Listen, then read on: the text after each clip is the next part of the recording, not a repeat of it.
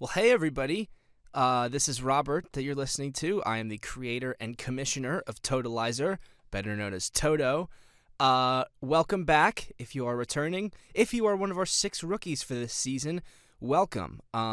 This is what weekly recap videos that I make will both look and sound like. So I guess get used to this aesthetic and the grating sound of my voice. We have a record number of players this year, 20, which is a fantastic thing, but it also means that it's probably going to be a lot of time, a big time sink for me, and it was a massive time sink for me last year, so I'm not quite sure that last year's format would have been able to carry over to this year. So what I did was I made some changes, and that, okay, there should be a title card coming up.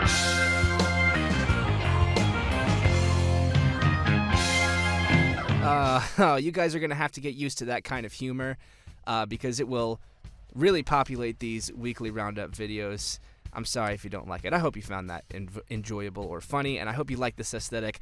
That's really not the point. A lot is changing.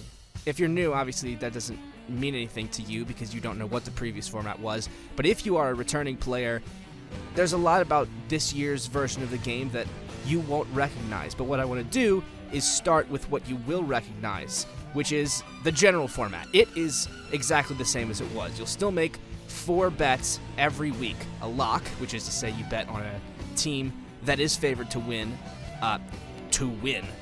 ostensibly outright.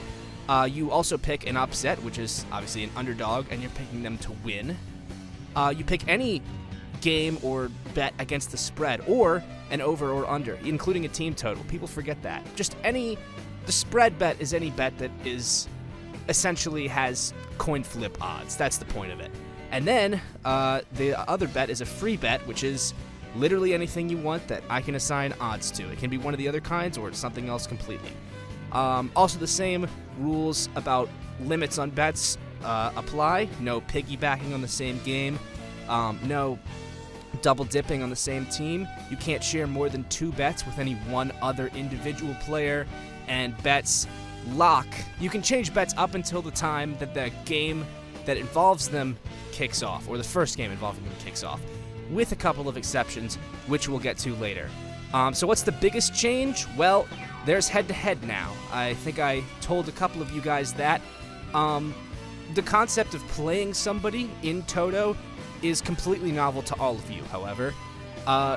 Personally, it might just be my competitive spirit, but I think that making predictions feels more fruitful if you're doing it with the express purpose of beating somebody. So I hope this enlivens everybody's experience with the game. The first 13 weeks are the quote-unquote regular season for Toto. I've split you guys, there's 20 of you, I've split you into 2 divisions of 10 people each, and I've based those divisions on your prior experience with the game and how good you were at it. So every past champion, 4-year vets, 3-year vets, they're all in the quote-unquote Legends division. Everybody else is in the Leaders division. Now, the first 9 weeks of the season, actually, I have set the schedule for that. That's just you playing a round robin in that division. You play everybody. The 10th week, I'm going to let you guys decide what you want to do with that. That could be a rivalry week. You could make teams and do something. I don't know. But if you have a suggestion, let me know, because I want to hear what you guys want. And then weeks 11 through 13, I'll split you guys into 5 groups of 4 each, and you'll play everybody in that group. Another little round robin, just to give an extra little nudge to maybe of those of you who were not particularly high up in the standings, because unless you're in the bottom 4, you are going to the playoffs. 16 of you will make the playoffs, but it's not just a 16-team, bracket. If you're in the top 4 seeds, you actually get a double bye. So you get weeks 14 and 15, where you don't play anyone. And the same is true if you're in the 5 through 9 seed. Actually, I think that should say 5 through 8. You just get 1 bye though.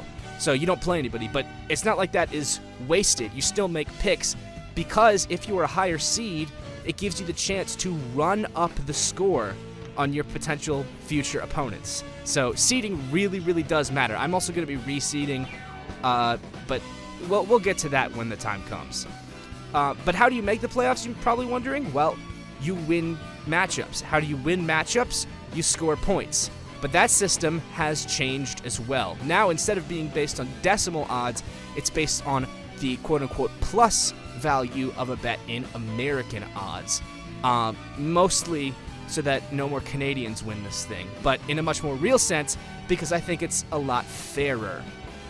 Previously, betting on the Bills at -400 would have yielded half as many points as betting on, say, the Jets at +200. Now it's 1/8, which I think, that stands to reason, right? It's much more like, probably 7/8 more likely that the Bills were going to win that game than the Jets if they're at those respective odds. The way you determine how many points a bet is worth is you imagine placing a $100 bet on that outcome at the odds, that it has, and the number of points you would win is how many dollars you would profit from that. So placing a $100 bet on the Bills at -400 would earn you $125, $25 profit, aka the bet is 25 points. Bills at +200, by contrast, would get you 200 points. Again, 8 times as valuable. So the upsets, when you hit those are worth a lot more than your locks.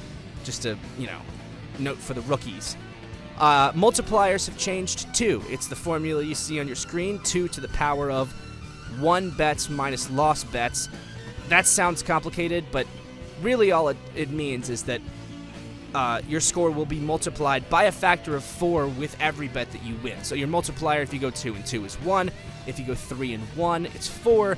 And if you go 4 and 0, the elusive perfecto, as I like to call it, your multiplier is 16. Virtually guarantees you a win, and I think that's how it should be. Now, the more points at the end of a week, if you have more points than your opponent, you get a win. Obviously, the more wins you have, the more likely it is that you make the playoffs, and the better a seed that you get. Also, if you remember from last year, challenges, that's still a thing, but that no longer affects your multiplier. That actually affects something else which has been introduced, that being coins. Now, this is the first big change that you could call stupid if you wanted to. It's an in-game currency. It doesn't reflect any actual money, which again, there's no actual money involved in this game at all. And there are 4 ways for you to earn coins. Winning a bet earns you a coin for each bet that you win. Winning a matchup also earns you an extra coin. If you complete that week's challenge, which again, we'll talk about that in a little bit, but that earns you a coin whether you win or lose.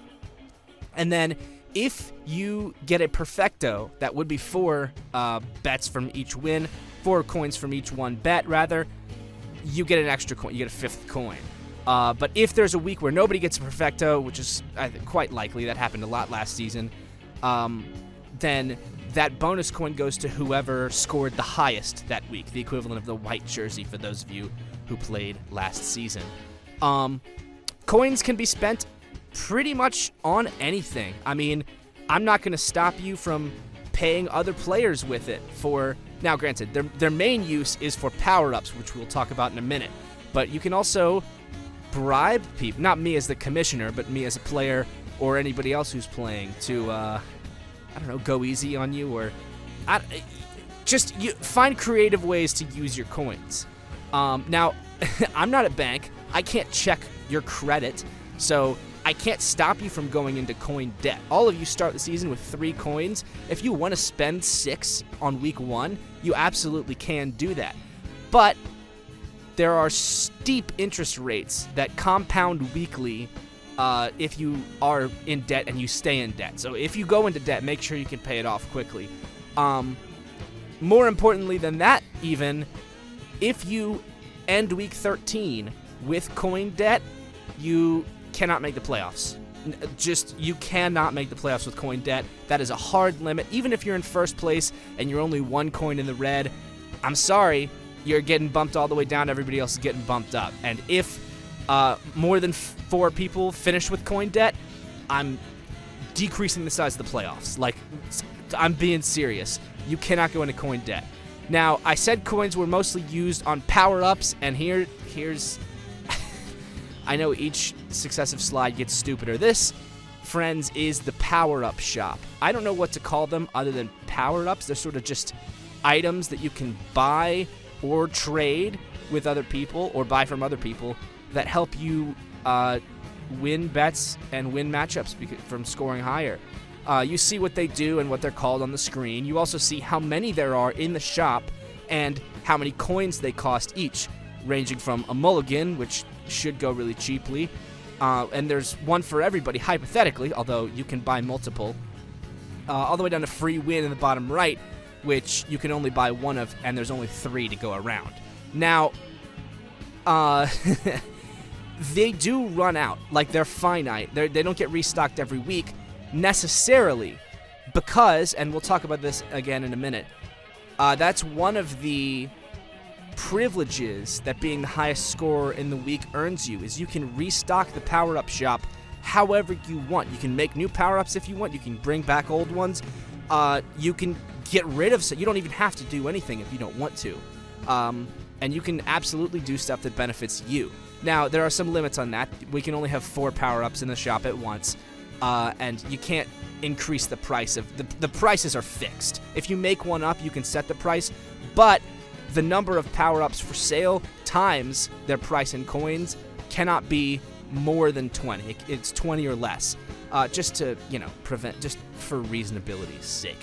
Now, I will say the power-up shop, I didn't mention this in the previous slide, the power-up shop opens every week at midnight Thursday, Eastern time, or, 11 p.m. Central on Wednesday, and it closes at the kickoff of the first game, 1 p.m. Sunday, noon Central, excluding Thursday Night Football.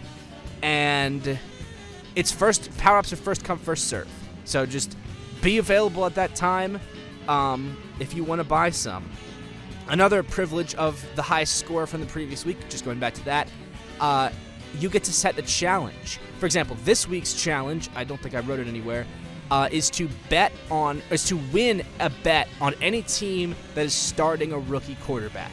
So that'll probably be the Colts, the Texans, and the Panthers. I'm not exactly sure if that's the exclusive list. I think that's it. And you can choose the background music for the recap if you want, but it can't be something that's going to get me copyright claimed just because these are going on YouTube. That, I think, is pretty much everything. Those are the main... I say that like it wasn't a whole lot, and it's not really complicated. It is, I understand that. And I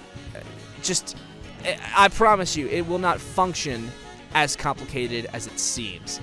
Here's who you're playing in week 1. Connor is playing Luke. I am taking on You know what? I'm not reading all of these. Just look for your name and find out who you're playing. If you don't know them, I don't know what to tell you. I'm hosting this across multiple different platforms, so there's a decent chance you wouldn't know. Also, if you win, you get a crown if you're the reigning champion, as you see with Jonathan, or a star if you've won it in the past. Riley would be Caleb if he came back, but he didn't. Oh yeah, and at the end of these videos, I'll also be putting in my fantasy league scores just because the commissioner of that league has asked me to do that, and I don't like confrontation. That's it. Enjoy the season, folks, and send me your week 1 bets whenever you like.